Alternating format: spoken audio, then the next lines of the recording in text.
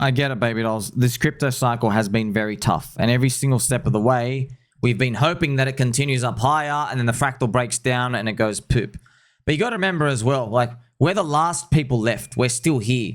So for everyone else out here, if you're acting negative, if you're acting like a fuckwit anywhere else, people don't have to be nice to you.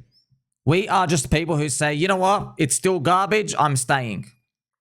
Click sell and leave if you don't like that. You can just leave. So remember, none of us asked for the longest and worst bear market of all time.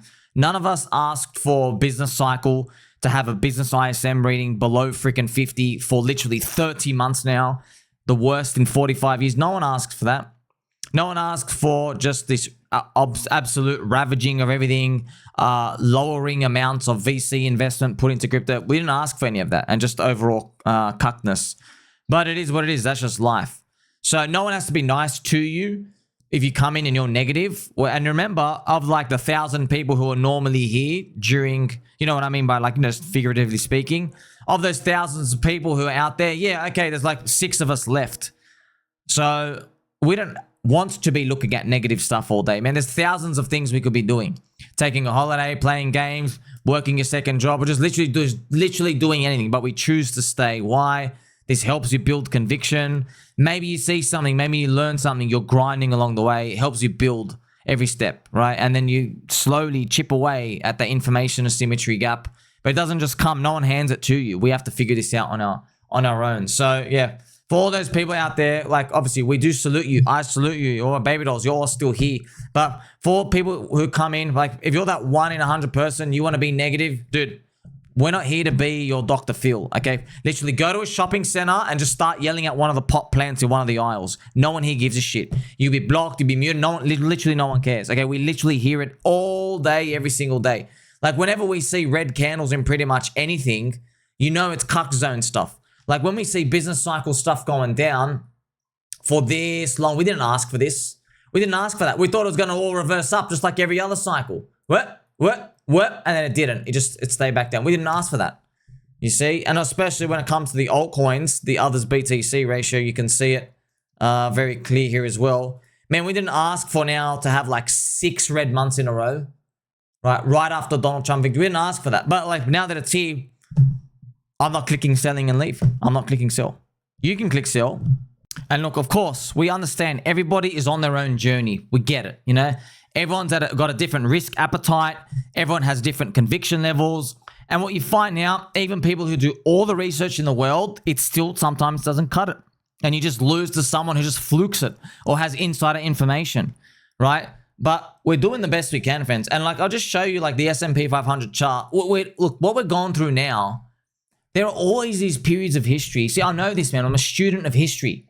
I've gone through this stuff over and over and over again. I put myself in the shoes of other people, and there are some big giant cuckeries as well. This is the S&P 500. Okay, you can see it come up here. This was the famous tech bubble from the internet tech run, where it went literally up only forever, and then it had the tech run. So the jitters, it goes up and up and up, and everything's fine, and then it starts collapsing. But this was a tech burst, and you're like, all right, maybe everything got too silly. We get it. But then you have the GFC recovery. They cut rates.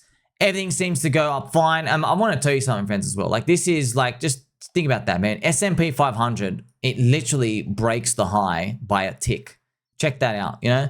It breaks the high by a tick. What does it decide to do? The worst financial crisis in freaking 70 years since the Great Depression. Down, there you go, right? Everything gets reset. Here you go. You're literally, it's still July 2010.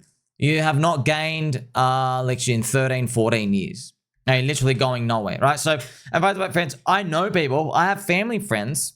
Yeah, they weren't like investor type people. You know what I mean? Like they work out in construction stuff out here. I know of people, friends, they literally... Financial advisors got them long on the stock market somewhere here. And this was a lot of money back then. Put in like 200 grand of all their savings. And what do when it all collapsed? Literally, they go out here, they just take their loss and they just walk away. Literally just walked away. You know, they're probably their 200 grand. Now they go down, then they're worth like, you know, 70 grand or whatever. They just take it out. Right? So, and you know, and a lot of people go through this stuff. There's just no explanation for this. Just like, you know, oh, you got too greedy or you gambled. That's a risk when it comes to everything, man. But With crypto, that's why I spend all my time here figuring out, are we getting scammed? And the answer is no, bro. No, we're not getting scammed. Yes, this is the Bitcoin growth rate. It is going down over time. It used to be 400% up into the Bitcoin halving, then 165% per year, then 96, then 67. Even if this one is 40%, right, for the next 4 years up into 2028, you know, friends, even if it's 40%, bro, we still get a 250K BTC in 2028. Isn't that wild? 250K. You're like looking at that now, like, well, I'll take that. Yeah, man, that's literally what everything's saying. But day to day, it crushes you, you know? There are these ratios that move around where not everyone can pick it, right? I don't know, it's been tough because you have altcoins getting ravaged against Bitcoin and you have conflicting opinions everywhere. But I'm here in the bear market, but I can't tell you. I wish all those negative people were still around because I would literally, right? I'll just clock them. They're still here. They're all gone, man. They're literally bitches, okay?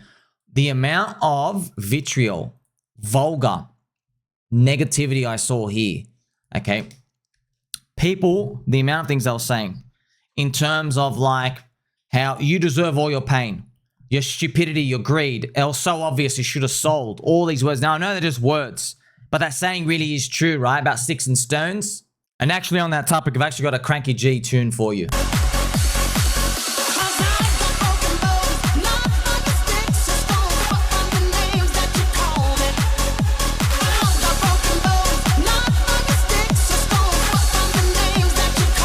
So during this period of time, it really was like that, friends. And so, you know, I guess we're all hardened by that. But like, yes, it's painful to think that, man, we were dreaming about 2025 from 2022.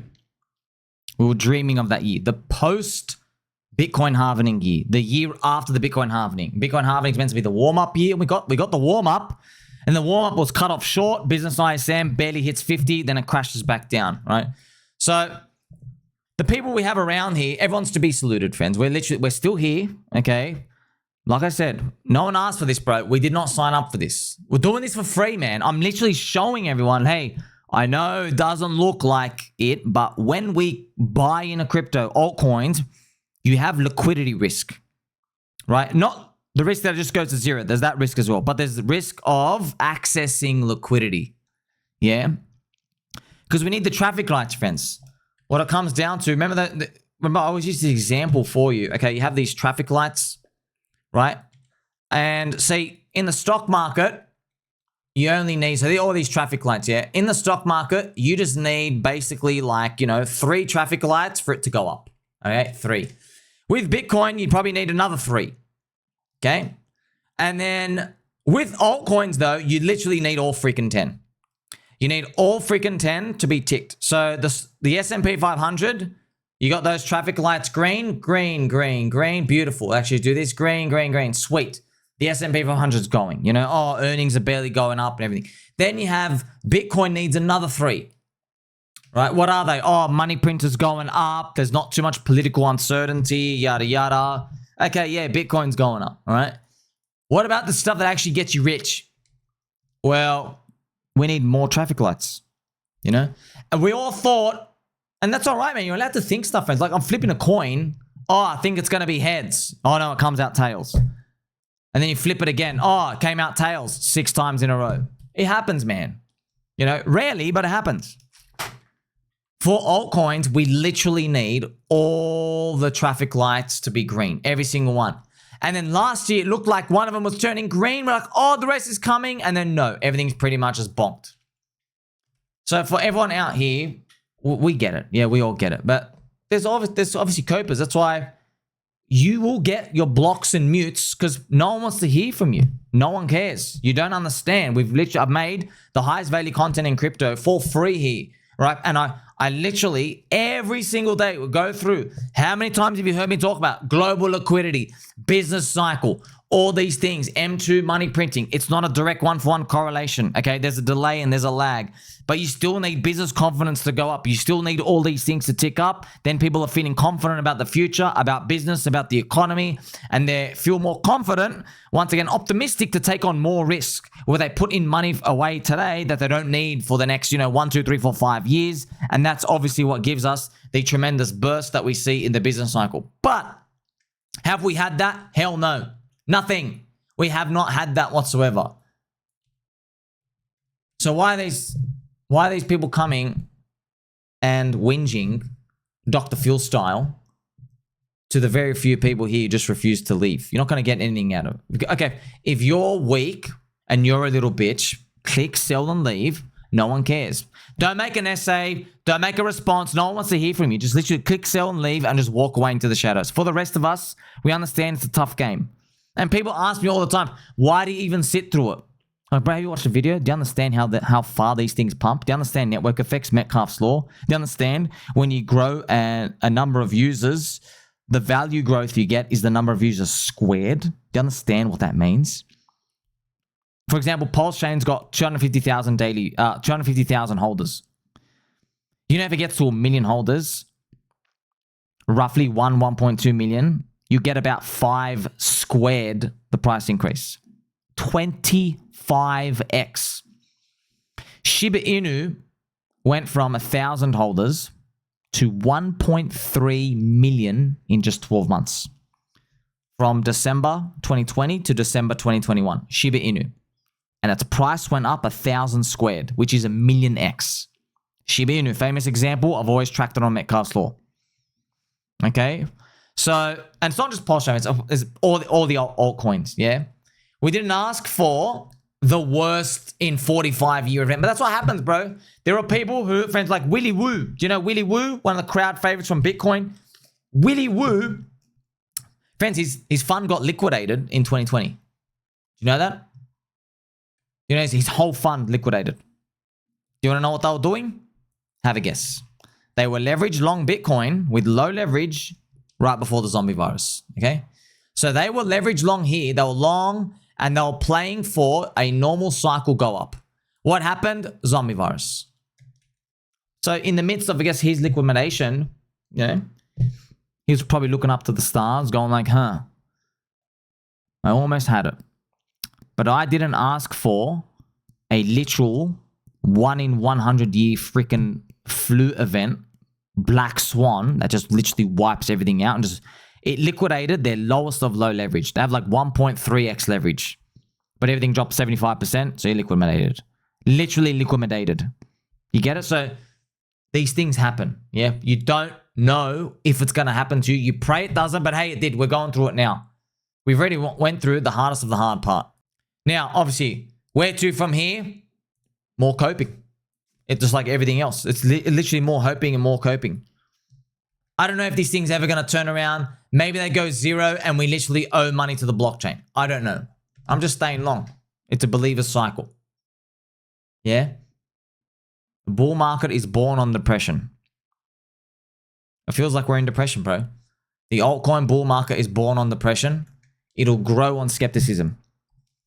I believe it will grow on skepticism. People will think that the cycle's over. They'll think it's over here. It'll keep growing and growing and growing, and it will die on euphoria. I know we're looking and waiting for euphoria. I was hoping it was coming this year. We're way overdue. What else can we do? Well, you have options. You can click, sell, and leave, or you can keep believing. Like, subscribe, belly button, all. Catch you soon.